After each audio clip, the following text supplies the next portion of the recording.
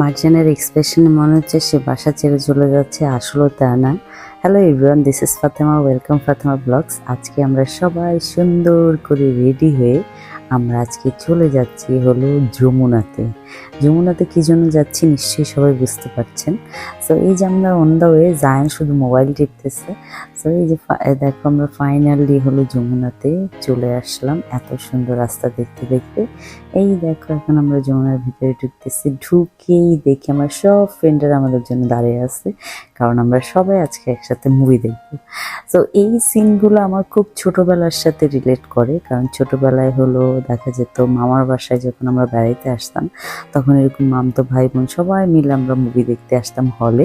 তো এই যে দেখো আমরা ওয়েট করতেছি, এখানে আমরা 10 মিনিট আগেই চলে এসেছি। তারপর হলো এই যে তুফানের সামনে হলো আমরা মুভি নিলাম, পিকচার নিলাম, তারপর পপকর্ন কিনলাম। আমরা কিনে এখন আমরা চলে যাব হলো সিনেমা হলের দিকে। আর আমরা এতগুলা মানুষ, অনেক বেশি ছড়িয়ে ছিটিয়ে ছিলাম, আমরা টোটাল 11 জন মানুষ ছিলাম।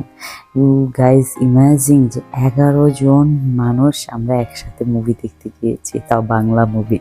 কারণ সাকিব খান ভাইয়ার মুভি হবে আর আমরা দেখতে যাব না, তা তো হয় না। তো এই যে আমরা হলো মুভি থিয়েটারের ভিতরে ঢুকে গিয়েছি, আমরা সবাই বসে পড়লাম, শুরু হয়ে গেল মুভি 1919। সো এই যে দেখো এখানে স্টার্টিংটা সেই জোশ ছিল।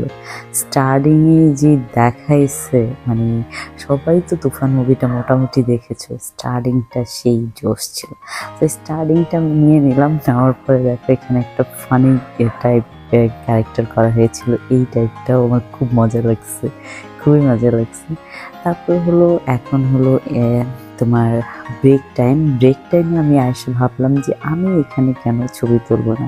তো আমি এই যে তোমাদেরকে দেখাচ্ছি তুফান মুভির পিকচার। তারপর হলো আবার ফ্রেন্ডরা পপকর্ন এনেছে, কোক এনেছে, এগুলা জায়ান আর আমি বসে বসে খাচ্ছি আর ওয়েট করছি, কারণ হলো এখন টাইম আছে, 15 মিনিটের ব্রেক থাকে। তো 15 মিনিটে আমরা দুজন মা ছেলে বসে বসে অনেক করতেছিলাম, জায়ানকে আমি অনেক আদর করতেছিলাম, কারণ আমার ছেলেটা বড় হয়ে গিয়েছে। তো এই যে মুভি দেখা শেষ, এখন আমরা বাসায় চলে যাচ্ছি। So thank you so much for watching my video, bye bye, আল্লাহ হাফেজ।